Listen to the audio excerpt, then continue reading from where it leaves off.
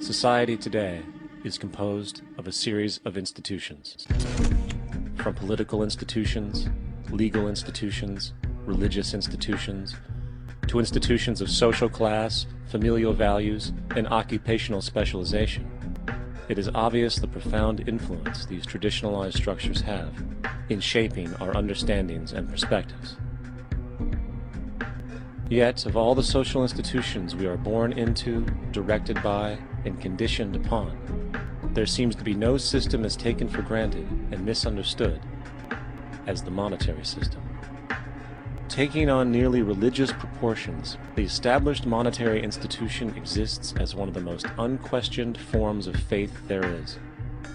How money is created, the policies by which it is governed, and how it truly affects society are unregistered interests of the great majority of the population.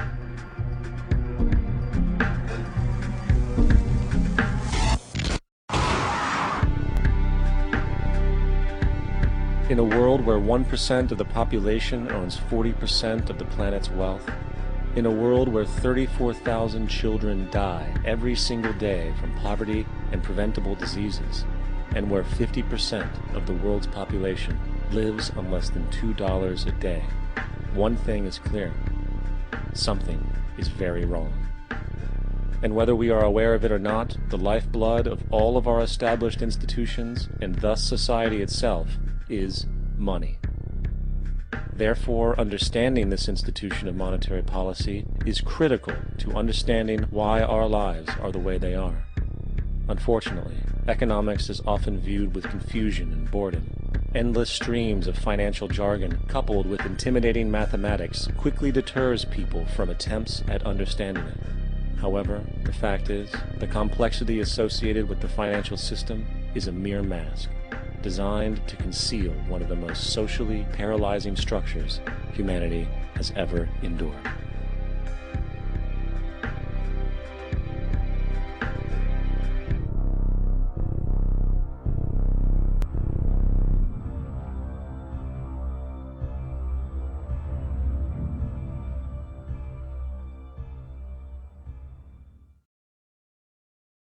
A number of years ago, the Central Bank of the United States, the Federal Reserve, produced a document entitled Modern Money Mechanics. This publication detailed the institutionalized practice of money creation as utilized by the Federal Reserve and the web of global commercial banks it supports. On the opening page, the document states its objective. The purpose of this booklet is to describe the basic process of money creation in a fractional reserve banking system. It then proceeds to describe this fractional reserve process through various banking terminology, a translation of which goes something like this. The United States government decides it needs some money, so it calls up the Federal Reserve and requests, say, $10 billion. The Fed replies saying, sure, we'll buy $10 billion in government bonds from you. So the government takes some pieces of paper, paints some official-looking designs on them, and calls them treasury bonds. Then it puts a value on these bonds to the sum of $10 billion and sends them over to the Fed. In turn, the people at the Fed draw up a bunch of impressive pieces of paper themselves, only this time calling them Federal Reserve notes, also designating a value of $10 billion to the set. The Fed then takes these notes and trades them for the bonds. Once this exchange is complete, the government then takes the $10 billion in Federal Reserve notes and deposits it into a bank account. And upon this deposit, the paper notes officially become legal tender money, adding $10 billion to the U.S. money supply. And there it is. $10 billion in new money has been created. Of course, this example is a generalization, for, in reality, this transaction would occur electronically, with no paper used at all. In fact, only 3% of the U.S. money supply exists in physical currency. The other 97% essentially exists in computers alone. Now, government bonds are, by design, instruments of debt, and when the Fed purchases these bonds, with money it essentially created out of thin air, the government is actually promising to pay back that money to the Fed. In other words, the money was created out of debt. This mind-numbing paradox of how money or value can be created out of debt or a liability will become more clear as we further this exercise. So, the exchange has been made and now $10 billion sits in a commercial bank account. Here's where it gets really interesting. For as based on the fractional reserve practice, that $10 billion deposit instantly becomes part of the bank's reserves, just as all deposits do. And regarding reserve requirements, as stated in modern money mechanics, a bank must maintain legally required reserves equal to a prescribed percentage of its deposits.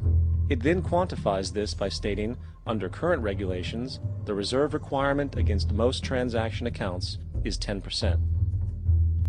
This means that with a $10 billion deposit, 10% or $1 billion is held as the required reserve, while the other $9 billion is considered an excessive reserve and can be used as the basis for new loans. Now, it is logical to assume that this $9 billion is literally coming out of the existing $10 billion deposit. However, this is actually not the case. What really happens is that the $9 billion is simply created out of thin air on top of the existing $10 billion deposit. This is how the money supply is expanded. As stated in modern money mechanics, of course they, the banks, do not really pay out loans from the money they receive as deposits. If they did this, no additional money would be created.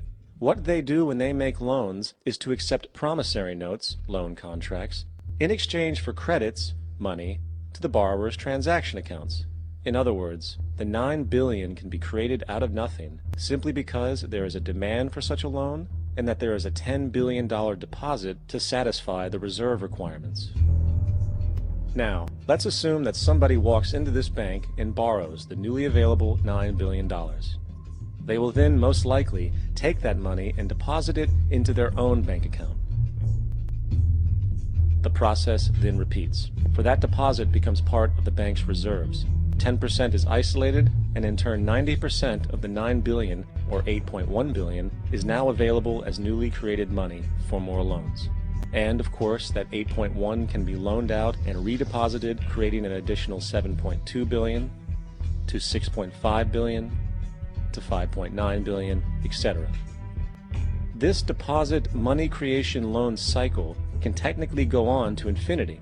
The average mathematical result is that about $90 billion can be created on top of the original 10 billion. In other words, for every deposit that ever occurs in the banking system, about 9 times that amount can be created out of thin air. Money jitters.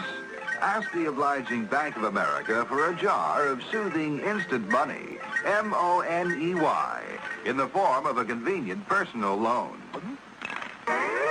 So, now that we understand how money is created by this fractional reserve banking system, a logical yet elusive question might come to mind. What is actually giving this newly created money value? The answer? The money that already exists. The new money essentially steals value from the existing money supply. For the total pool of money is being increased irrespective to demand for goods and services. And as supply and demand finds equilibrium, prices rise, diminishing the purchasing power of each individual dollar. This is generally referred to as inflation, and inflation is essentially a hidden tax on the public. What is the advice that you generally get? And that is, inflate the currency. They don't say debase the currency. They don't say devalue the currency. They don't say cheat the people who are saved. They say lower the interest rates. The real deception is when we distort the value of money. When we create money out of thin air, we have no savings, yet there's so-called capital. So my question boils down to this: how in the world can we expect to solve the problems of inflation, that is, the increase in the supply of money, with more inflation? Of course, it can't. The fractional reserve system of monetary expansion is inherently inflationary. For the act of expanding the money supply, without there being a proportional expansion of goods and services in the economy, will always debase a currency. In fact, a quick glance at the historical values of the US dollar versus the money supply reflects this point definitively, for the inverse relationship is obvious. $1 in 1913 required $21.60 in 2007 to match value. That is a 96% devaluation since the Federal Reserve came into existence. Now, if this reality of inherent and perpetual inflation seems absurd and economically self-defeating, hold that thought, for absurdity is an understatement